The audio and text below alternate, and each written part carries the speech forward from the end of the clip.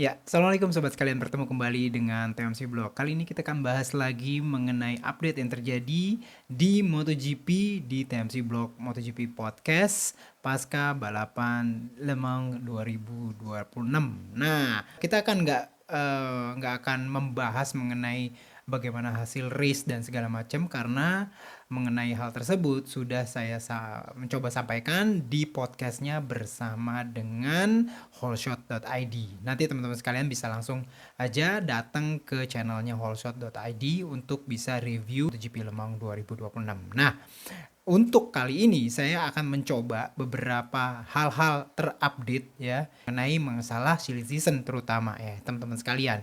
Jadi seperti kita ketahui ya dari Le Mans sendiri itu hadir semacam kayak plot twist ya, berita plot twist bahwa akhirnya nama Fabio Di Giannantonio yang sekarang ini membalap di VR46 Ducati itu berkemungkinan besar akan membalap bersama dengan KTM Factory untuk tahun 2027 nanti. Dia akan kembali bertandem dengan Alex Marquez seperti yang pernah kita lihat di tahun 2023 ketika Di Gia dan juga Alex Marquez sama-sama membalap dalam satu tim di Gresini Racing kala itu. Nah, jadi ini kayak semacam reuni lah ya. Namun seperti apa sih sebenarnya background atau latar belakang kenapa Dijia tiba-tiba kok bisa-bisanya gitu ya apa namanya nyebrang ke KTM. Jadi kayak gini teman-teman sekalian.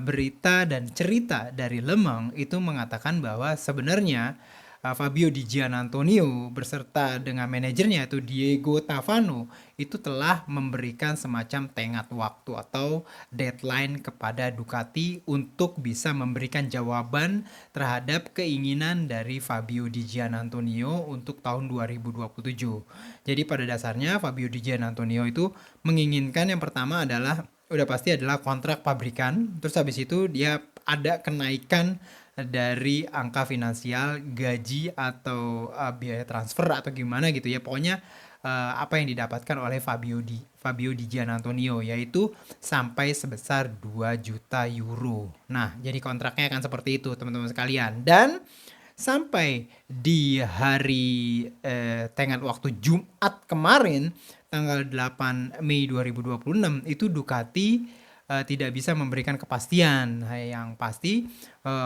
Ducati telah memberikan semacam komunikasi kepada Digia melalui Diego Tavano, manajernya, bahwa Ducati ingin butuh waktu beberapa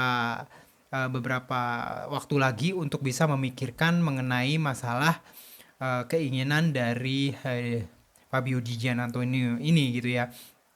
Nah, namun karena memang secara umum kalau kita lihat ya sekarang performa dari Fabio Di Gia ini juga cukup baik ya. Bisa dibilang secara hasil Fabio Di Gia adalah pembalap Ducati yang terbaik ya mungkin ya bisa dibilang seperti itu di 5 seri pertama MotoGP 2026.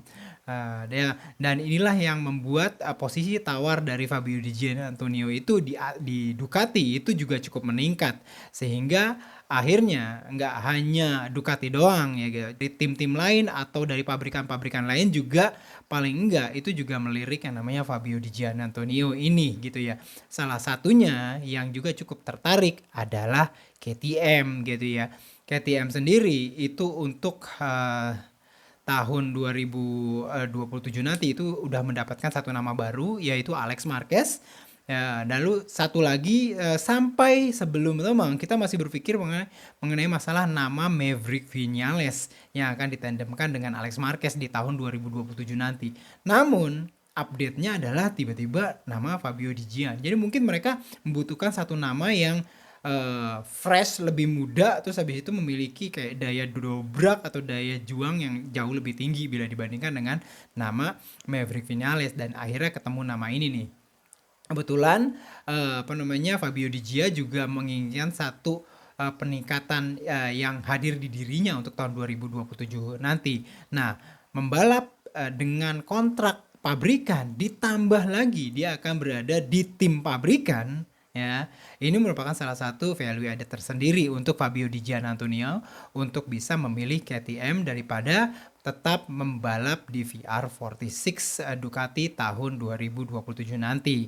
Udah pasti kan kalau di VR46 hanya kontraknya yang pabrikan, tapi timnya bukan tim pabrikan. Sementara kalau di KTM Factory, ya, di KTM Red Bull atau apalah namanya nanti di tahun 2027, selain kontrak pabrikan, ya dia juga akan mendapatkan tim pabrikan. Jadi seperti itu teman-teman sekalian. Jadi keputusannya sepertinya Fabio Di Giannantonio sudah memberikan semacam kayak kesepakatan awal ya bahwa dia akan membalap bersama KTM Factory 2027 nanti. Nah, pertanyaannya adalah ketika kursi kosong di VR46 itu ditinggalkan oleh Fabio Di Gia, ini siapa yang masuk? Nah, berita terupdate adalah secara umum Ducati itu kayaknya memiliki kayak nama gitu ya untuk bisa menempatkan di VR46 di posisi seat yang ditinggalkan oleh Fabio Di Giannantonio. Salah satu namanya adalah beberapa nama yang sudah lama kelihatan kayak ngebet banget untuk balapan di MotoGP, yaitu Nicolo Bulega yang saat ini sedang memimpin klasemen balapan World Superbike tahun 2026. Nah, Bulega ya kalau misalkan nanti tahun depan di VR46 itu membalap bersama Ducati MotoGP, maka status Bulega adalah kontraknya adalah kontrak factory bersama Ducati Corse. Namun dia tidak di tim pabrikan. Nah, dengan status kontraknya sebagai pembalap pabrikan oleh Ducati Corse, maka gajinya itu dibayarkan oleh Ducati Corse. Jadi dan juga bahkan uang untuk untuk motornya sendiri sudah disiapkan oleh Ducati Corse. Jadi VR46 hanya menyediakan tempat dan juga tim lah ya, pada dasarnya kayak gitu. Nah, namun teman-teman sekalian ya, salah satu juga yang jadi pertimbangan dari VR46 ketika satu seatnya itu hilang gitu ya. Sementara satu seatnya lagi sudah ditempatkan oleh Fermin Aldeguer ya, yang akan pindah dari Gresini ke VR46 tahun depan. Itu adalah nama yang saat ini membalap di tim factory-nya Honda, yaitu Luca Marini. Luca Marini dapat dipastikan untuk tahun depan itu tidak akan mungkin ya tidak akan membalap dengan Honda pabrikan karena tempatnya sudah cukup penuh ya, karena kedatangan yang namanya Fabio Quartararo dan juga mungkin David Alonso ditandemkan di sana gitu lah ya. Kalau misalkan dua nama ini akan membalap di Honda Factory, di HRC Honda Factory tahun depan, maka dipertanyakan kemana akan Luca Marini akan membalap gitu ya. Sementara Luca Marini sih masih tetap ingin balapan dengan Honda, dan Honda sepertinya sih melihat bahwa kepentingan mereka untuk bisa mempertahankan Marini adalah penting. Kenapa? Karena sosok Luca Marini ini adalah sosok yang bisa dibilang merupakan sosok yang bisa dibilang ini tuh kayak pembalap yang memiliki talenta dan juga kejeniusan, kepintaran ya, artinya intelijensianya cukup tinggi.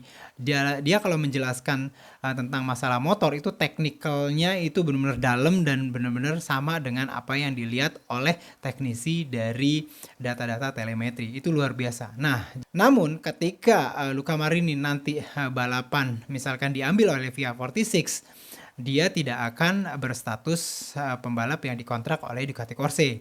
Artinya, gajinya Luca Marini akan menjadi tanggung jawab VR46, dan juga motornya yang akan dipakai oleh Luca Marini itu akan menjadi tanggung jawab VR46 untuk menyewanya atau lease-nya ke Ducati Corse. Lumayan berat ya kalau misalkan mereka memilih Luca Marini, tapi kalau mereka memilih Nicolo Bulega sangat mungkin mereka akan jauh lebih leluasa karena ada banyak poin finansial yang dibayarkan langsung oleh Ducati Corse. Nah, jadi seperti itu teman-teman sekalian. Nah, pemberitaan silly season ini kan jadi kayak ada banyak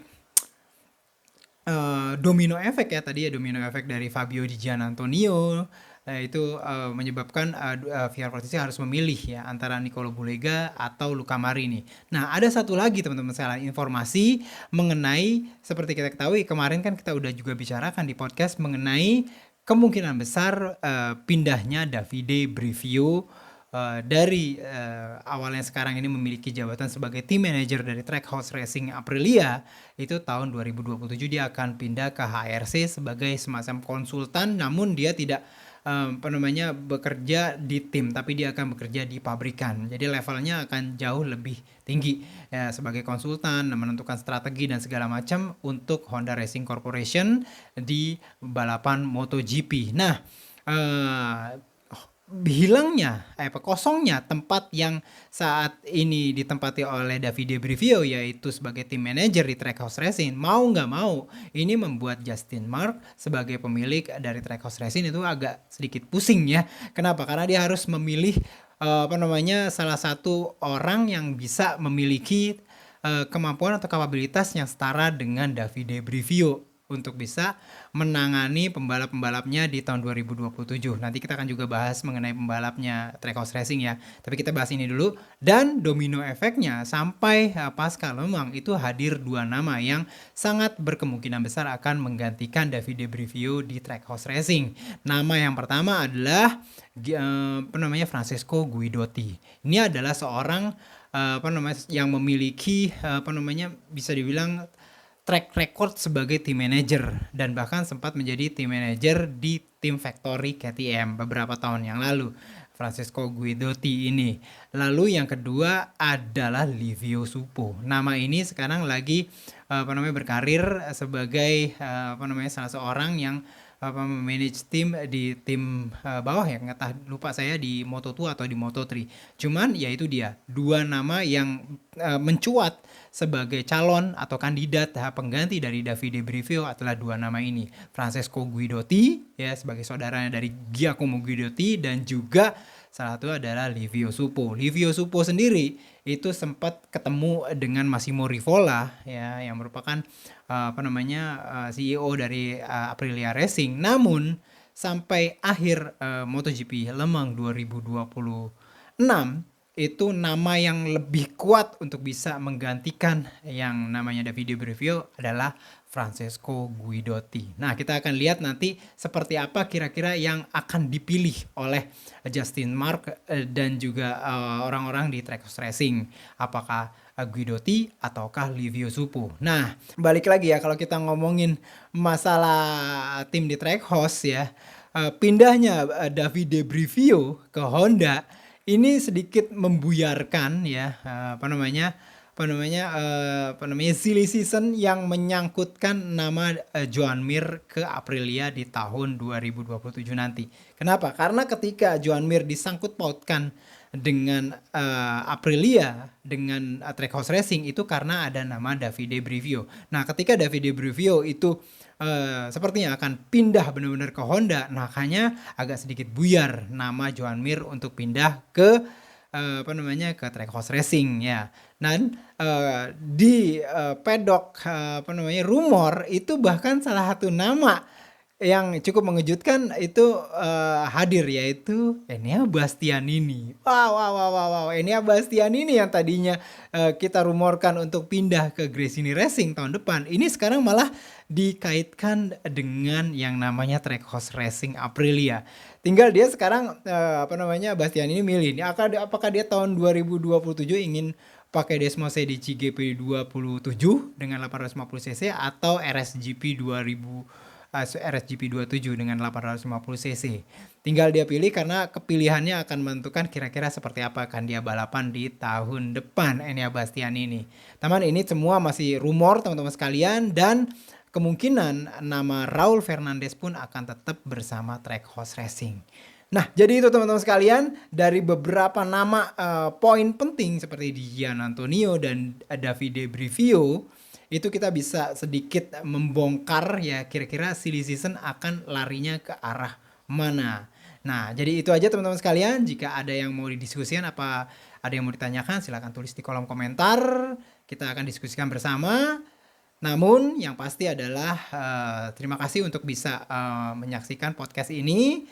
Sampai bertemu di podcast selanjutnya. Assalamualaikum warahmatullahi wabarakatuh.